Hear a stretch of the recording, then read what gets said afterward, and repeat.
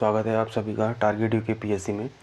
और आज हम देखने जा रहे हैं कि हमारे जो अंतर्राष्ट्रीय संगठन है उनके बारे में देखने जा रहे हैं। और आज हम क्या करेंगे कि यूके पीएससी के सिलेबस में हमारे पास जितने भी क्या हैं अंतर्राष्ट्रीय संगठन है, ठीक है, चाहे वो WTO हो, IBRD हो, IMF हो, वर्ल्ड बैंक हो, सार्क हो, आसियान हो, साप्टा हो, ठीक है, ब्रिक्स हो, ओपेक प्लस हो, ठीक है, ओपेक प्लस भी एक इम्पॉर्टेंट है हमारे लिए, और बिम्स्टैक। तो हम इतनों को क्या करेंगे, कंप्लीट करेंगे। देखो, क्योंकि मैंने क्या करा था कि जो हम सुबह सुबह हम पढ़ते हैं DNA, उसमें हमने ये कंप्लीट कर दिए थे। तो एक आपके लिए तो रिवीजन हो जाएगा, और जो नए देखेंगे उनके लिए एक बार ये क्या हो जाएंगे, सारे अंतर्राष्ट्रीय संगठन ख़त्म कर देंगे। तो सबसे पहले जो अंतर्राष्ट्रीय संगठन है वो है हमारे पास वर्ल्ड बैंक। वर्ल्ड बैंक की स्थापना कब हुई थी? तो 1944 में हुई थी, ब्रिटेन वुड सम्मेलन के दौरान हुई थी। इसका मुख्यालय कहाँ है? तो वाशिंगटन DC अमेरिका में है। इसके वर्तमान अध्यक्ष कौन है? तो अजय बंगा है, ठीक है। ये कहाँ के हैं? भारतीय मूल के हैं। सदस्य देश कौन से हैं? तो कितने देश हैं इसमें? 189 देश हैं IBRD के अंतर्गत, ठीक है। आदर्श वाक्य क्या है? Working for world free of poverty, गरीबी मुक्त दुनिया के लिए कार्यरत। और मुख्य उद्देश्य क्या है? तो इसका मुख्य उद्देश्य है कि गरीबी कम करना और साझा समृद्धि को बढ़ावा देना। तो ये क्या है इसका मुख्य उद्देश्य है। फिर आगे देखते हैं। तो वर्ल्ड बैंक समूह ग्रुप में क्या है कि इसमें हमेशा कितनी संस्थाएं होती हैं? 5 समूह का एक ग्रुप है ये सभी मिलकर अलग अलग तरह के देशों की मदद करते हैं। जैसे IBRD की फुल फॉर्म क्या है? International bank for reconstruction and development. तो इसका कार्य क्या है? यह मध्यम आय वाले विकासशील देशों को ऋण देता है। आम बोलचाल में इसी को विश्व बैंक कहा जाता है। तो ये बड़ा इंपॉर्टेंट है, ठीक है। फिर है IDA का फुल फॉर्म क्या है? International development association.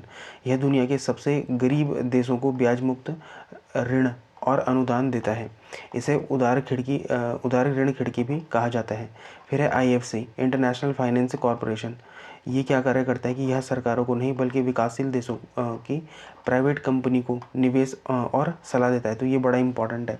ये क्या करता है कि विकासशील देशों की प्राइवेट कंपनी को क्या देता है? निवेश और सलाह देता है, न कि सरकार को देता है। तो ये इंपॉर्टेंट है IFC, ठीक है। फिर है MICA, तो मल्टीलैटरल इन्वेस्टमेंट गारंटी एजेंसी।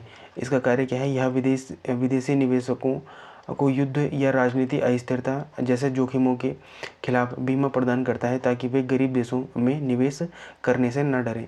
फिर है ICSID, international centre for settlement of investment dispute.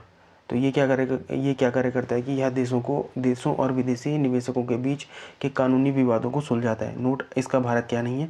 सदस्य नहीं है। तो आपको याद रखना है कि भारत इन 4 संस्थाओं का क्या है? सदस्य है। लेकिन ICSID का सदस्य भारत नहीं है, ठीक है। तो ये आपके पेपर के लिए बड़ा इंपॉर्टेंट एक संस्था है, ठीक। अब विश्व बैंक और भारत। तो भारत विश्व बैंक के संस्थापक सदस्यों में से एक है। भारत ने 1949 में रेलवे के विकास के लिए अपना पहला ऋण लिया था। किससे? वर्ल्ड बैंक से लिया था। फिर वर्तमान में विश्व बैंक भारत के इंफ्रास्ट्रक्चर, शिक्षा, स्वास्थ्य और ग्रामीण विकास की कई परियोजनाओं में क्या कर रहा है? फंड कर रहा है। फिर इन दोनों में अंतर क्या है? किसमें? वर्ल्ड बैंक और IMF में क्या अंतर है? तो विश्व बैंक मुख्य रूप से डेवलपमेंट के लिए, जैसे सड़क हो गया, बांध, स्कूल बनाने के लिए दीर्घकालिक ऋण देता है। जो हमारा वर्ल्ड बैंक होता है वो हमेशा कैसा ऋण देता है? तो दीर्घकालिक ऋण देता है, ठीक है। लेकिन IMF क्या करता है कि वो डूबती हुई अर्थव्यवस्थाओं को स्थिर या स्टेबलाइज करने के लिए अल्पकालिक ऋण देता है। तो ये बहुत इंपॉर्टेंट है आपके मेंस और प्री के एस्पेक्ट से। यहाँ से स्टेटमेंट बेस्ड क्वेश्चन बनने के चांसेस हमेशा होते हैं। एक ये हो गया। फिर यह है क्वेश्चन, इसका आपको क्या करना है? कमेंट सेक्शन में आंसर देना है। बड़ा इजी क्वेश्चन है। हम वर्ल्ड बैंक के बारे में पूरा पढ़ चुके हैं, तो आपको क्या करना है? इसके कमेंट सेक्शन में आपको ये वाला आंसर देना है। फिर है IBRD का क्या है? तो इसका पूरा नाम है international bank for reconstruction and development, अंतर्राष्ट्रीय पुनर्निर्माण और विकास बैंक। इसकी स्थापना भी कब हुई थी? 1944 में ब्रिटेन वुड सम्मेलन के दौरान हुई थी। इसका हेडक्वार्टर कहाँ है? तो वाशिंगटन DC में है, अमेरिका में। इसके सदस्य देश कितने हैं? तो 189 देश क्या हैं इसके सदस्य हैं।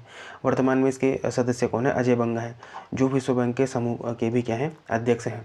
इसका मुख्य उद्देश्य क्या है? तो IBRD की स्थापना मूल रूप से द्वितीय विश्व युद्ध के बाद तबाह हुए देशों के पुनर्निर्माण के लिए की गई थी।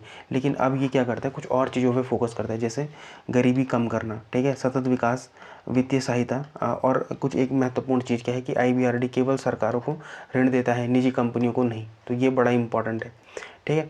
फिर IBRD और वर्ल्ड बैंक में क्या अंतर है? तो अक्सर IBRD और वर्ल्ड बैंक को एक ही समझते हैं, लेकिन इनमें थोड़ा सा तकनीकी अंतर है। क्या है?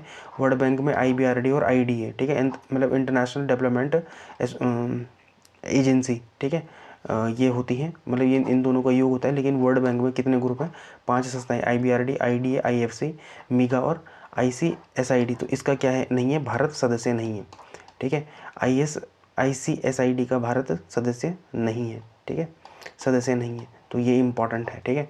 फिर IBRD विश्व बैंक का वह हिस्सा है जो मध्यम आय वाले विकासशील देशों को लोन देता है, जबकि IDA बहुत गरीब देशों को ब्याज मुक्त लोन देता है। तो ये इंपॉर्टेंट है। फिर IBRD कैसे काम करता है? तो यह दुनिया की वित्तीय बाजारों से पैसा जुटाता है। इसकी क्रेडिट रेटिंग क्या होती है? AAA है, जिससे इसे कम ब्याज पर पैसा मिल जाता है। फिर यह पैसा विकासशील देशों को उनके विकास परियोजनाओं के लिए थोड़ा कम ब्याज दर पर उधार देता है। फिर भारत और IBRD क्या करते हैं? मतलब ये भारत IBRD का एक संस्थापक सदस्य है। तो ये बड़ा इंपॉर्टेंट है। सबसे बड़ा ऋणी भारत IBRD से लोन लेने वाले सबसे बड़े देशों में से एक है, क्योंकि देखो ये क्या करता है कि दीर्घकालिक ऋण देता है, ठीक है। और कैसे ऋण देता है? तो जो इंफ्रास्ट्रक्चर खड़ा करने के लिए ऋण देता है। ये परियोजनाएं जैसे भारत में रेलवे हो गया, राजमार्ग हो गया, शिक्षा सर्व शिक्षा अभियान हो गया, और स्वास्थ्य क्षेत्र में कई प्रोजेक्ट IBRD की मदद से चल रहे हैं, ठीक है।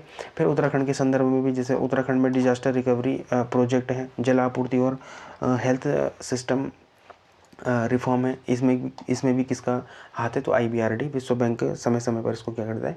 फंडिंग करता है। फिर जो तीसरी ऑर्गेनाइजेशन है हमारी, वो है वर्ल्ड ट्रेड ऑर्गेनाइजेशन, WTO, ठीक है। इसकी स्थापना कब हुई थी? 1 जनवरी 1995 को हुई थी, और इसका मुख्यालय कहाँ है? जेनेवा स्विट्जरलैंड में है।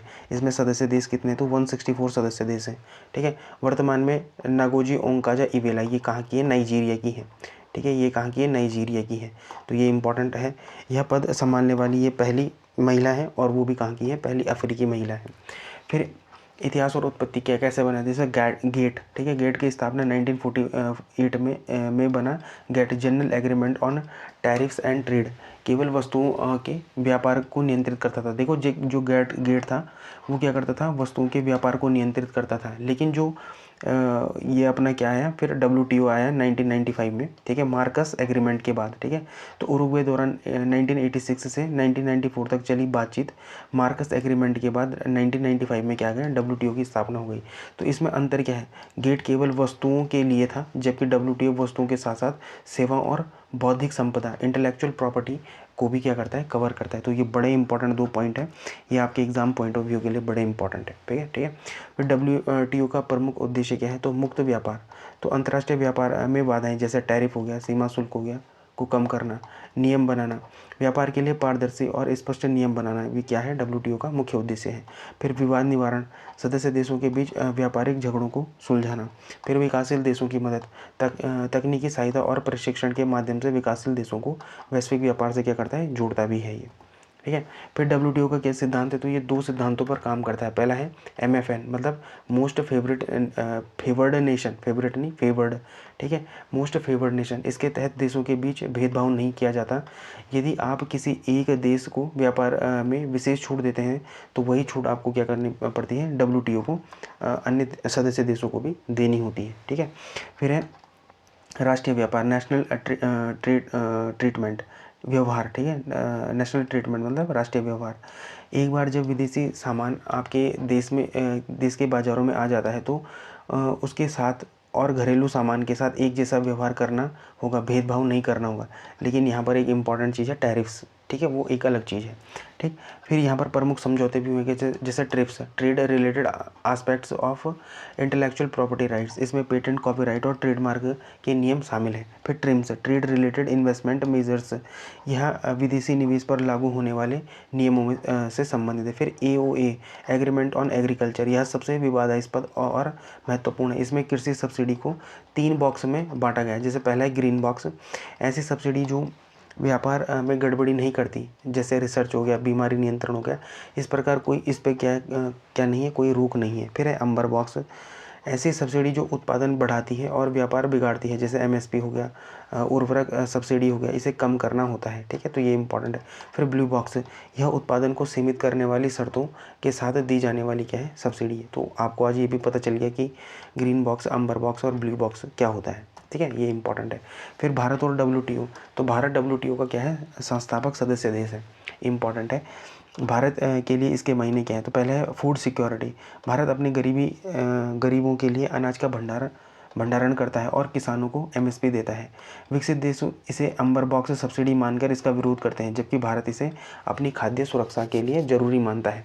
फिर इसमें कुछ पीस क्लॉज भी किए गए थे, जैसे भारत ने डब्ल्यूटीओ में एक पीस क्लॉज हासिल किया है, जिससे वह सब्सिडी की सीमा पार करने पर भी दंडित नहीं किया जा सकता, ठीक है, जब तक स्थायी कोई इससे क्या नहीं निकाला जाए, समाधान नहीं निकाला जाए। फिर है सेवा क्षेत्र, सर्विसेज में क्या है, भारत अपने आईटी प्रोफेशनल्स के लिए आसान वीज़ा नियमों की मांग करता है, मोड फोर ऑफ सर्विसेज, तो ये इंपॉर्टेंट है। फिर संरचना, मंत्री स्तरीय सम्मेलन, यह सर्वोच्च निर्णय लेने वाली संस्था है, इसकी बैठक हर 2 साल में एक बार होती है, तो ये इंपॉर्टेंट है। फिर सामान्य परिषद, जनरल काउंसिल, यह रोज़मर्रा के कार्यों और विवाद निवारण को देखती है, तो ये इंपॉर्टेंट इसकी क्या है, स्ट्रक्चर है। फिर अब देखते हैं आईएमएफ, इंटरनेशनल मॉनेटरी फंड देखते हैं। इसकी स्थापना कब हुई थी, तो जुलाई 1994 में ब्रिटेन वुड सम्मेलन से ही हुई थी। और इसमें क्या है, 1994 में काम करना, इसने 1994 में क्या हुई थी, इसकी स्थापना हुई थी। और 1944 में इसकी स्थापना हुई थी और 1945 में इसने काम करना शुरू किया था, ठीक है। इसका मुख्यालय कहाँ है, तो वाशिंगटन डीसी अमेरिका में है। सदस्य देश कौन है, तो 190 सदस्य देश है, और जो लेटेस्ट सदस्य देश है वो क्या है, अंडोरा, ठीक है, ये अंडोरा। और जब हम सुबह क्या करते हैं, डीएनए में क्या करते हैं, जब हम मैप इन न्यूज़ में देखते हैं तो हमने देखा था अंडोरा क्या है, एक यूरोपीय कंट्री है, तो ये इंपॉर्टेंट है। फिर प्रबंधक निदेशक कौन है इसका, क्रिस्टीना जॉर्जिवा है, तो ये इंपॉर्टेंट है। मुख्य अर्थशास्त्री कौन है, गीता गोपीनाथ है, ये भी कहाँ की है, भारत की है, मतलब भारतीय मूल है, ये भारतीय मूल की है। फिर आईएमएफ क्या है, तो आईएमएफ एक अंतर्राष्ट्रीय वित्तीय संस्था है जो वैश्विक आर्थिक स्थिति पर नज़र रखती है। इसका मुख्य काम सदस्य देशों को तब आर्थिक सहायता देना है जब वे भुगतान संतुलन, बैलेंस ऑफ पेमेंट के संकट से जूझ रहे हों, यानी जब किसी देश के पास आयात करने या कर्ज चुकाने के लिए विदेशी मुद्रा न बची हो, तो ये इंपॉर्टेंट है। फिर आईएमएफ के मुख्य उद्देश्य क्या है, तो वैश्विक मुद्रा सहयोग, दुनिया भर में मुद्रा की स्थिरता को बढ़ावा देना, वित्तीय स्थिरता, आर्थिक संकटों को कम करना, ठीक है। फिर अंतर्राष्ट्रीय व्यापार को बढ़ावा देकर रोजगार और आर्थिक विकास बढ़ाना। फिर भुगतान संतुलन संकट, मतलब BOP, balance of payment crisis भी कहते हैं इसे इंग्लिश में, जब किसी देश का निर्यात कम और आयात बहुत ज़्यादा हो जाए तो उसे विदेशी मुद्रा का ऋण देना, तो ये बड़ा इंपॉर्टेंट है। फिर है विशेष आहरण अधिकार, तो इसमें क्या होता है, एसडीआर को पेपर गोल्ड भी कहा जाता है। यह कोई असली करेंसी नहीं है बल्कि आईएमएफ की एक अकाउंटिंग यूनिट है, मतलब जो रिजर्व एसेट होता है ना, वो है ये, ठीक है। एसडीआर की वैल्यू 5 प्रमुख मुद्राओं की बास्केट से तैयार की जाती है। पहला है अमेरिकी डॉलर, दूसरा है यूरो, तीसरा है चीनी युआन, फिर है जापानी येन, और फिर है ब्रिटिश पाउंड। तो ये आपको पता होना चाहिए कि एसडीआर में कितने प्रमुख क्या हैं, करेंसीज हैं। तो इसमें कितनी प्रमुख करेंसी हैं, तो 5 हैं, ठीक, तो ये इंपॉर्टेंट है। फिर अगर इसमें देखेंगे आईएमएफ द्वारा जारी की जाने वाली रिपोर्ट्स क्या है, तो है वर्ल्ड इकोनॉमिक आउटलुक, ठीक है, ये अभी कल परसों ही आई है, तो ये इंपॉर्टेंट है। फिर ग्लोबल फाइनेंस स्टेबिलिटी रिपोर्ट, तो ये 2 रिपोर्ट कौन निकालता है, आईएमएफ निकालता है। फिर भारत और आईएमएफ, तो भारत आईएमएफ का क्या है, सदस्य संस्थापक है। 1991 के आर्थिक संकट के दौरान क्या होता है, भारत ने अपनी अर्थव्यवस्था को स्थिर करने के लिए आईएमएफ से बड़ा ऋण लिया था, जिसके बाद भारत ने एलपीजी रिफॉर्म्स किए। एलपीजी जानते हैं, लिबरलाइजेशन, प्राइवेटाइजेशन और ग्लोबलाइजेशन, तो ये कब हुआ था, 1991 में हुआ था, तो ये बड़ा इंपॉर्टेंट है।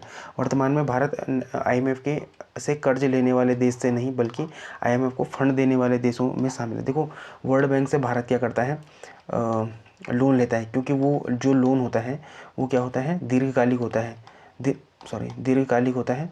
दूसरी बात क्या है कि वो इंफ्रास्ट्रक्चर खड़े करने में हेल्प करता है। लेकिन आईएमएफ जो लोन देता है वो शॉर्ट टर्म के लिए देता है, वो केवल अर्थव्यवस्था को ऊपर उठाने के लिए देता है, ठीक है। और इसके साथ क्या होती हैं, शर्तें भी बहुत होती हैं, तो ये लोन कभी भी अच्छा नहीं माना जाता, तो ये इंपॉर्टेंट है। फिर हम देखेंगे ओपेक और ओपेक प्लस कंट्रीज़ को देखेंगे, ठीक है। तो यहाँ पर क्या है, ओपेक जो कंट्रीज हैं इसकी लीड कौन करता है, इसे सऊदी अरेबिया करता है। फिर इराक हो गया, इसमें यूनाइटेड अरब अमीरात हो गया, Kuwait, Iran, Angola, Nigeria, Algeria, Libya इसमें क्या है देश है, वेनेजुएला, कोंगो, गैबोन और इक्वेटोरियल गिनिया। ठीक है, तो ये इंपॉर्टेंट है। लेकिन जो अपना ओपेक प्लस है वो कौन है, ओपेक प्लस। ठीक है, ओपेक प्लस में रसिया है, मैक्सिको है, कजाकिस्तान है, ओमान है, अजरबैजान है, मलेशिया है, बहरीन है, साउथ सूडान है, बुरनेई है, सूडान है। तो ये इंपॉर्टेंट है। फिर सबसे पहले देखते हैं ओपेक को। तो ओपेक कब बना था, इसकी स्थापना कब हुई थी, 1960 में बगदाद इराक सम्मेलन में हुई थी। संस्थापक सदस्य कौन है, तो शुरुआत में इसके 5 संस्थापक सदस्य थे। कितने, 5 संस्थापक सदस्य थे, ईरान, इराक, कुवैत, सऊदी अरब और वेनेजुएला। इसका हेडक्वार्टर कहाँ पे, तो वियना ऑस्ट्रेलिया में। लेकिन वियना ऑस्ट्रेलिया क्या नहीं है, ओपेक का सदस्य नहीं है। तो आप इसको याद रखना। ठीक है, तो ये इंपॉर्टेंट है। फिर इसका मेन एजेंट क्या है, ऑब्जेक्टिव क्या है, तो ओपेक का मुख्य काम दुनिया भर में तेल की नीतियों का समन्वय करना है। इसके मुख्य उद्देश्य क्या है, तो कीमतों का नियंत्रण, वैश्विक बाजार में कच्चे तेल की कीमतों को स्थिर करना ताकि बहुत ज़्यादा उतार चढ़ाव ना हो, एक ही है। दूसरा है सप्लाई, दुनिया भर में तेल की नियमित आपूर्ति सुनिश्चित करना। और तीसरा है उचित मुनाफा, तेल उत्पादक देशों के लिए उचित आय सुनिश्चित करना। फिर है तीसरा, इसके सदस्य देश कौन है, तो इसके कितने सदस्य देश हैं, 12 सदस्य देश हैं। प्रमुख सदस्य देश कौन है, जैसे अल्जीरिया हो गया, इक्वेटोरियल गिनी हो गया, Gabon, Iran, Iraq, Kuwait, Libya, Nigeria, Congo, मतलब जो डेमोक्रेटिक कोंगो है। ठीक है, फिर सऊदी अरेबिया, यूएई और वेनेजुएला है। अभी इससे कुछ देशों ने क्या करा है, छोड़ा भी है इस ओपेक को। ठीक है, किस किस ने छोड़ा है, तो कतर ने छोड़ा है, इक्वाडोर ने छोड़ा है और अंगोला ने छोड़ा है।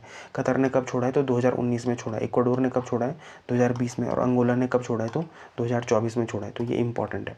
फिर ओपेक प्लस क्या है, तो ओपेक प्लस क्या है, यह ओपेक सदस्य और 10 अन्य प्रमुख तेल उत्पादक देशों जो ओपेक का हिस्सा नहीं है उसका एक गठन है। इसका नेतृत्व कौन करता है, तो रशिया करता है। पीछे हमने देखा था ना फिगर में। ठीक है, ये वाला फिगर में। ठीक है, तो ये इंपॉर्टेंट, इसका कौन करता है, रशिया करता है इसका नेतृत्व। ये देश भी तेल की कीमतों को नियंत्रित करने के लिए ओपेक के साथ मिलकर उत्पादन कम या ज़्यादा करने का फैसला लेते हैं। ये भारत के लिए क्या महत्व है, तो भारत अपनी ऊर्जा ज़रूरतों का लगभग 85% तेल कच्चा तेल क्या करता है, आयात करता है। इसमें से बड़ा हिस्सा ओपेक देशों जैसे इराक और सऊदी अरेबिया से आता है। इसलिए ओपेक द्वारा लिया गया कोई भी फैसला जैसे उत्पादन घटाना सीधे भारत के पेट्रोल डीजल की कीमतों और महंगाई पर क्या करता है, असर डालता है। तो ये आपके लिए दूसरा एमसीक्यू है, आप इसका क्या कर सकते हैं, कमेंट सेक्शन में आंसर कर सकते हैं। ठीक है, तो ये इंपॉर्टेंट है। फिर है साप्टा। तो साप्टा क्या है, सार्क प्रेफरेंशियल ट्रेडिंग एग्रीमेंट। तो ये इंपॉर्टेंट है। साप्टा क्या है, देखो पहले साप्टा, ठीक, साप्टा इंपॉर्टेंट है। साप्टा है यह दक्षिण एशियाई क्षेत्रीय सहयोग संगठन सार्क के सदस्य देशों के बीच व्यापार को बढ़ावा देने के लिए एक समझौता है। उद्देश्य क्या है, सदस्य देशों के बीच आयात निर्यात पर लगने वाले टैक्स को कम करना। प्रकृति क्या है इसका, तो अधिमान्य है, प्रेफरेंशियल है व्यवस्था थी, जिसका मतलब है कि सदस्य देश एक दूसरे को व्यापार में विशेष वरीयता देंगे जो गैर सदस्य देशों को नहीं मिलेगा। तो ये इंपॉर्टेंट है, मतलब प्रेफरेंस देंगे इनको, किनको, जो इसके क्या होंगे, सदस्य देश होंगे। तो इसका पूरा नाम क्या है, सार्क प्रेफरेंशियल ट्रेडिंग एग्रीमेंट है। हस्ताक्षर कब हुए थे, तो 11 अप्रैल 1993 में हुए थे। सार्क के 7वें शिखर सम्मेलन जो ढाका में हुआ था, वहाँ पर क्या बना था, साप्टा बना था। ठीक है, तो ये इंपॉर्टेंट है, 1993 में बना था। लागू कब से हुआ था, तो 7 दिसंबर 1995 से हुआ था। अब देखो ये हमारे सिलेबस में है और तो ये कभी भी हमारे पेपर में आ सकता है। इसके सदस्य देश कौन है, भारत, पाकिस्तान, नेपाल, श्रीलंका, बांग्लादेश, भूटान और मालदीव। अफगानिस्तान बाद में सार्क का सदस्य बना था। तो ये अभी ऐसा है। फिर साप्टा और साफ्टा में क्या अंतर है, साप्टा और साफ्टा में क्या अंतर है, तो इसका पूरा नाम है प्रेफरेंशियल ट्रेडिंग एग्रीमेंट और इसका साफ्टा का पूरा नाम क्या है, south Asian free trade area. देखो ये इसी का अपग्रेड ये है। ठीक है, जब ये अपडेट हुआ ना तो अपडेटेड हो गई, क्या बना, ये साफ्टा बन गया। ठीक है, ये इंपॉर्टेंट है। यह पहला कदम था, इसमें केवल चुनिंदा वस्तुओं प्रोडक्ट बाई प्रोडक्ट बेसिस पर टैक्स छूट दी जाती थी। यह एडवांस चरण है। इसका उद्देश्य लगभग सभी वस्तुओं पर कस्टम ड्यूटी को 0 तक लाना है। फिर साफ्टा में अपग्रेड हो चुका है और ये अब क्या बन चुका है, साफ्टा बन चुका है। ठीक है, तो ये इंपॉर्टेंट है। अभी हमारे पेपर के लिए क्यों इंपॉर्टेंट है, तो उत्तराखंड की सीमाएं, उत्तराखंड की सीमा नेपाल से लगती है। भारत नेपाल व्यापार संबंध अक्सर साफ्टा के नियमों के तहत ही चर्चा में आते हैं। तो ये इंपॉर्टेंट है। इंटरनेशनल रिलेशन, भारत की नेबरहुड फर्स्ट नीति को समझने के लिए यह जानना जरूरी है कि आर्थिक सहयोग की शुरुआत कैसे हुई है। फिर आलोचना, क्रिटिसाइज कैसे करते हैं, तो साफ्टा बहुत ज़्यादा सफल नहीं हो पाया। इसके कारण है प्रोडक्ट कवरेज, तो इसमें क्या था, बहुत कम वस्तुओं पर छूट दी गई थी। राजनीतिक तनाव भी था, जैसे भारत पाकिस्तान के बीच तनाव में व्यापार को बाधित किया गया था, ठीक है। फिर ट्रेड बैरियर्स भी थे, जैसे टैक्स कम करने के बावजूद नॉन टैरिफ बैरियर बहुत ज़्यादा थे इस पर, तो ये इंपॉर्टेंट है। फिर आपके लिए क्या है, एक ये है MCQ, तो आप क्या कर सकते हैं, इसका आंसर कमेंट सेक्शन में कर सकते हैं, ठीक है। तो ये इंपॉर्टेंट है, ये MCQ है, आप इसका क्या कर सकते हैं, कमेंट सेक्शन में आंसर कर सकते हैं। फिर आसियान है, association of south east Asian nation, इसका पूरा नाम क्या है, association of south east Asian nation है। इसकी स्थापना कब हुई थी, 8 अगस्त 1967 में हुई थी। बैंकॉक घोषणा पत्र के तहत हुई थी, ठीक है। इसका हेडक्वार्टर कहाँ है, जकार्ता इंडोनेशिया में है। इसका मोटो क्या है, वन विजन, वन आइडेंटिटी और वन कम्युनिटी। आसियान डे कब मनाते हैं, तो 8 अगस्त को मनाते हैं, क्योंकि 8 अगस्त 1967 में क्या हुआ था, ये स्थापना हुई थी। और कौन से घोषणा पत्र से हुई थी, तो बैंकॉक घोषणा पत्र से हुई थी। तो इसमें क्या है, 5 संस्थापक सदस्य देश थे, लेकिन अब इसमें 11 देश शामिल हो चुके हैं, ठीक है। तो और जो 11वां देश बना है वो कौन है, तिमोर लेस्ते है। तो Malaysia, Brunei, Myanmar, Singapore, Cambodia, Laos, Indonesia, Philippines, Thailand और वियतनाम, ठीक है। ये क्या है, वियतनाम है, सॉरी ये क्या है, वियतनाम है, ठीक है। और यहाँ पर तिमोर लेस्ते भी क्या है, अक्टूबर 2025 में आधिकारिक तौर पर 11वां सदस्य देश बना था, किसका, आसियान का। इसका ऑब्जेक्टिव क्या है, तो क्षेत्र में आर्थिक विकास को और सामाजिक प्रगति में तेजी लाना, क्षेत्रीय शांति और स्थिरता को बढ़ावा देना, फिर कृषि और व्यापार और उद्योग में सहयोग करना, इसका क्या है, मेन मोटिव है, ठीक है। फिर भारत और आसियान, तो भारत आसियान का सदस्य नहीं है, लेकिन इसका समिट लेवल पार्टनर है, ठीक है। एक्ट ईस्ट पॉलिसी, भारत की विदेश नीति का मुख्य स्तंभ क्या है, आसियान देश ही है, ठीक है। व्यापार, आसियान भारत का चौथा सबसे बड़ा व्यापारिक भागीदार है। और सुरक्षा, भारत और आसियान देश मिलकर समुद्री सुरक्षा पर काम करते हैं, खासकर साउथ चाइना सी के मुद्दे को लेकर। फिर कनेक्टिविटी, भारत, म्यांमार, थाईलैंड त्रिपक्षीय राजमार्ग एक प्रमुख प्रोजेक्ट है, जो क्या करेगा, भारत को आसियान से सड़क मार्ग से जोड़ेगा, तो ये इंपॉर्टेंट है। फिर 47वां जो आसियान शिखर सम्मेलन हुआ था वो कब हुआ था, अक्टूबर 2025 में हुआ था। तो मेजबान देश कौन था, मलेशिया था, कोलालमपुर में हुआ था। थीम क्या था, इंक्लूसिविटी एंड सस्टेनेबिलिटी, तो ये इंपॉर्टेंट है। बड़ी खबर क्या थी कि इसमें तिमोर लेस्ते को आधिकारिक रूप में 11वां सदस्य देश बनाया गया। भारत का प्रतिनिधित्व किसने करा था, तो PM मोदी ने करा था, और वहाँ पर उन्होंने क्या दिया था, 10 पॉइंट प्लान भी दिया था। तो ये करंट की घटनाएं हैं, ठीक है, तो ये इंपॉर्टेंट है। अब आता है ब्रिक्स। तो ब्रिक्स क्या है, एक सरकारी संगठन है। इसकी शुरुआत 2006 में, इसे ब्रिक कहा जाता था। 2010 में दक्षिण अफ्रीका के शामिल होने के बाद इसको क्या कहा गया है, ब्रिक्स कहा गया। और जो ब्रिक शब्द था, ब्रिक देखो, ब्रिक्स नहीं, ब्रिक जो शब्द था वो किसने गढ़ा था, तो 2001 में जिम ओ नील द्वारा गढ़ा गया था इस शब्द को, ठीक है। फिर सदस्य देश कौन थे, तो वर्तमान में इसके सदस्यों 2 श्रेणियों में बांटा गया है। पहले संस्थापक देश है, ब्राज़ील, रूस, इंडिया, चाइना और अफ्रीका है, ठीक है। फिर नए सदस्य भी बने हैं। ब्रिक्स प्लस विस्तार, तो 1 जनवरी 2024 से प्रभावी हुआ था। 2023 में जोहान्सबर्ग शिखर सम्मेलन में 6 देशों को आमंत्रित किया गया था, जिसमें 4 पूर्ण सदस्य बन गए हैं। कौन, पहला मिस्र बन चुका है, इथोपिया बन चुका है, ईरान बन चुका है और UAE बन चुका है। अर्जेंटीना ने शामिल होने से मना कर दिया और सऊदी अरेबिया ने भी अंतिम पुष्टि नहीं की है। हालांकि उसे आमंत्रित किया गया था। तो देखो ये क्यों है, क्योंकि मुझे कहीं ना कहीं लगता है इसमें अमेरिका का इन्फ्लुएंस हो सकता है, तो ये इंपॉर्टेंट है, ठीक है। फिर प्रमुख उद्देश्य क्या है, तो ब्रिक्स का मुख्य लक्ष्य पश्चिमी देशों जैसे G7 और अमेरिका के प्रभुत्व को संतुलित करना और एक बहुध्रुवी विश्व व्यवस्था बनाना है। फिर आर्थिक सहयोग, तो सदस्य देशों के बीच व्यापार बढ़ाना और अपनी मुद्राओं में व्यापार करना, ताकि डॉलर पर निर्भरता क्या हो सके, कम हो सके। फिर विकासशील देशों के हितों की रक्षा करना, राजनीतिक प्रभाव जैसे UN और IMF जैसी संस्थाओं में सुधार की मांग करना, तो ये इंपॉर्टेंट है। फिर इसका ही ब्रिक्स का ही एक बैंक है, उसको कहते हैं न्यू डेवलपमेंट बैंक। ब्रिक्स की सबसे बड़ी सफलता न्यू डेवलपमेंट बैंक की स्थापना है। इसकी स्थापना कब हुई थी, 2014 में हुई थी, फोर्ट लेजा घोषणा के तहत, तो ये इंपॉर्टेंट है। पूछ सकता है कि न्यू डेवलपमेंट बैंक की जो स्थापना हुई थी वो कौन से घोषणा से हुई थी, तो किससे हुई थी, फोर्टलेजा घोषणा से हुई थी। इसका मुख्यालय कहाँ है, तो संघाई चाइना में है। उद्देश्य क्या है, सदस्य देशों में बुनियादी ढांचे और सतत विकास परियोजनाओं के लिए लोन देना, तो ये इंपॉर्टेंट है। भारत के लिए इसके लिए क्या महत्व, तो ऊर्जा सुरक्षा है। रूस और ईरान जैसे तेल उत्पादक देशों के साथ नज़दीकी भारत की ऊर्जा जरूरतों की के लिए महत्वपूर्ण है। फिर ग्लोबल साउथ की आवाज़, भारत खुद को विकासशील देशों का नेता मानता है और ब्रिक्स इसके लिए एक बड़ा मंच है। संतुलन क्या है, तो यह भारत को अमेरिका और रूस चीन के बीच संतुलन बनाने में मदद करता है। आतंकवाद, भारत इस मंच का उपयोग क्या करता है, सीमा पर आतंकवाद के मुद्दे को उठाने के लिए भी करता है, तो ये इंपॉर्टेंट है।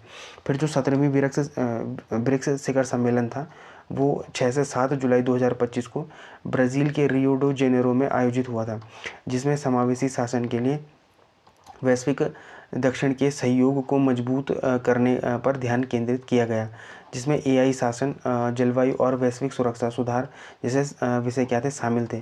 तो ब्राज़ील ने मेज़बानी की और 2026 के लिए अध्यक्षता भारत को सौंप दी, तो इम्पॉर्टेंट है। तो इस बार जो 2026 की अध्यक्षता होगी ब्रिक्स की वो कहाँ पर होगी, तो ये भारत में होगी, ठीक है। फिर बिम्स्टेक है, Bay of Bengal initiative for multi sectoral technic and economic cooperation, तो ये इंपॉर्टेंट है। इसकी स्थापना कब हुई थी, तो 6 जून 1997 में हुई थी। बैंकों घोषणा डिक्लेरेशन के माध्यम से हुई थी। मुख्यालय कहाँ पर है, तो ढाका बांग्लादेश में। कुल सदस्य देश कितने हैं, तो 7 सदस्य देश हैं। वर्तमान महासचिव कौन है, तो इंद्रमणि पांडे हैं, भारत से हैं ये। सदस्य देश इसमें कितने हैं, 7 सदस्य देश हैं। तो इसकी अगर ट्रिक याद करो तो MBBS NIT है, ठीक है। तो अगर आप देखो मैं बताता हूँ, यहाँ पर MBBS NIT थी, तो इसमें दक्षिण एशिया के 5 देश हैं, जैसे भारत हो गया, बांग्लादेश हो गया, श्रीलंका हो गया, नेपाल हो गया और भूटान हो गया, और 2 दक्षिण पूर्वी देश हैं, जैसे म्यांमार हो गया, थाईलैंड। तो यहाँ पर M फॉर म्यांमार हो गया, B for Bangladesh, B for Bhutan, ठीक है। Myanmar, Bangladesh, Bhutan. S for Sri Lanka, N for Nepal, I for India और T फॉर क्या हो जाएगा, थाईलैंड हो जाएगा, ठीक है। तो ये इंपॉर्टेंट एक ट्रिक है, आप इसको क्या कर सकते हैं, याद कर सकते हैं।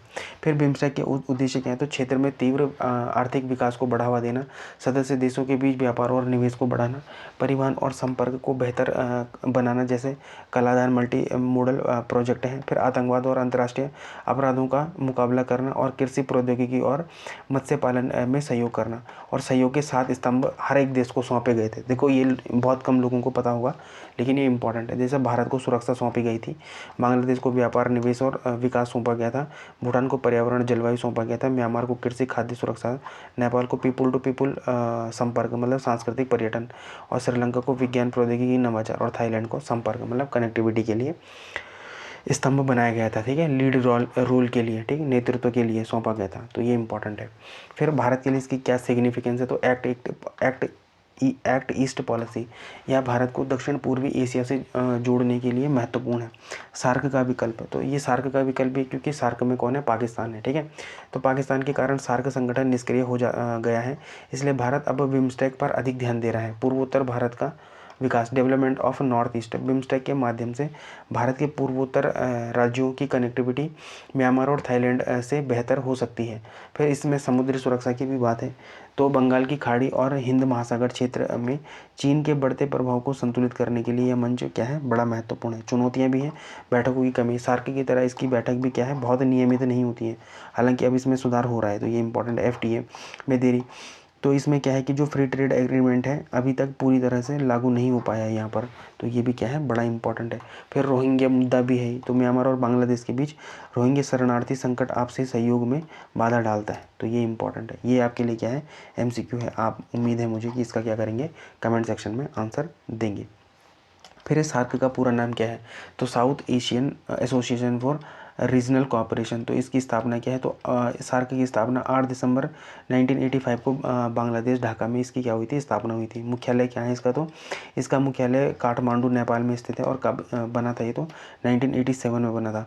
वर्तमान महासचिव कौन है, तो गोलम सरवर हैं, और ये कहाँ के हैं, बांग्लादेश के हैं, ठीक है। इसके सदस्य देश भी कितने हैं, 7 सदस्य देश हैं। 2007 में इसमें कौन शामिल हुआ था, अफगानिस्तान शामिल हुआ था। अभी इसमें कितने देश हो गए हैं, तो 8 देश बन चुके हैं, ठीक है। तो MBBS पेन से आप इसको क्या कर सकते हैं, याद कर सकते हैं। जैसे मालदीव हो गया, बांग्लादेश हो गया, भूटान हो गया, श्रीलंका हो गया, ठीक है। P फॉर पाकिस्तान हो गया, फिर A फॉर अफगानिस्तान हो गया, जो 2007 में 14वें शिखर सम्मेलन से शामिल हुआ था। फिर इंडिया हो गया, और फिर नेपाल हो गया।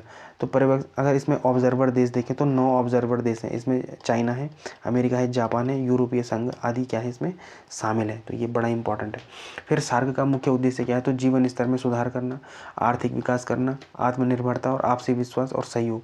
लेकिन इसकी कुछ क्या है चुनौतियां भी हैं, ठीक है। चुनौतियां और विफलता क्या है, तो भारत पाकिस्तान का तनाव है, सार्क शिखर सम्मेलन का स्थगन, तो इसमें कई बार क्या हुआ है स्थगन भी हुआ है। फिर कनेक्टिविटी की कमी भी है, ठीक है। फिर द्विपक्षीय मुद्दे जैसे भारत और किसका है पाकिस्तान का क्या है द्विपक्षीय मुद्दे भी कई चीज़ें हैं, ठीक है।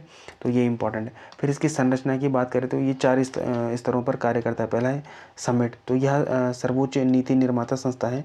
इसमें सदस्य देशों के राष्ट्राध्यक्ष जैसे प्रधानमंत्री या राष्ट्रपति भाग लेते हैं। आमतौर पर यह हर 2 साल में आयोजित होता है, तो ये इंपॉर्टेंट है। फिर जो minister of council of ministers हैं, इसमें सदस्य देशों के विदेश मंत्री शामिल होते हैं। वे नीतियों की समीक्षा करते हैं। फिर है स्थायी समिति, तो इसमें देशों के विदेश सचिव शामिल होते हैं। यह समन्वय और निगरानी का कार्य करती हैं। फिर सेक्रेटरीट में क्या है, तो काठमांडू में स्थित यह संगठन के दैनिक कार्यों और बैठकों का समन्वय करता है, तो ये इंपॉर्टेंट है। फिर इसकी कुछ उपलब्धियाँ भी हैं, जैसे साफ्टा है ना, साफ्टा से साफ्टा हो गया है, ये इंपॉर्टेंट है। 2006 में आया था साफ्टा, ठीक है। ये एफ वाला, पी वाला कब आया था, साफ्टा की बात करें तो अभी हम पढ़ चुके हैं, ये कब आया था 1993 में आया था ये। लेकिन साफ्टा कब आया है, तो ये 2006 में आया है। फिर सार्क फूड बैंक, तो आपातकाल के दौरान खाद्य सुरक्षा सुनिश्चित करने के लिए इसकी स्थापना की गई है। फिर सार्क विश्वविद्यालय कहाँ पर बनने की बात थी, दिल्ली में, तो दक्षिण एशियाई विश्वविद्यालय साउथ एशियन यूनिवर्सिटी की स्थापना एक बड़ी उपलब्धि है सार्क की, ठीक है। फिर कोविड-19 आपातकालीन कोष, 2020 में महामारी के दौरान भारत की पहल पर सार्क देशों ने मिलकर एक क्या बनाया था आपातकालीन फंड बनाया था, तो ये इंपॉर्टेंट है। फिर इसकी चुनौतियों को हम देख चुके हैं। फिर सार्क एक महत्वपूर्ण मंच है क्योंकि इसमें दुनिया की लगभग कितनी 21% आबादी रहती है।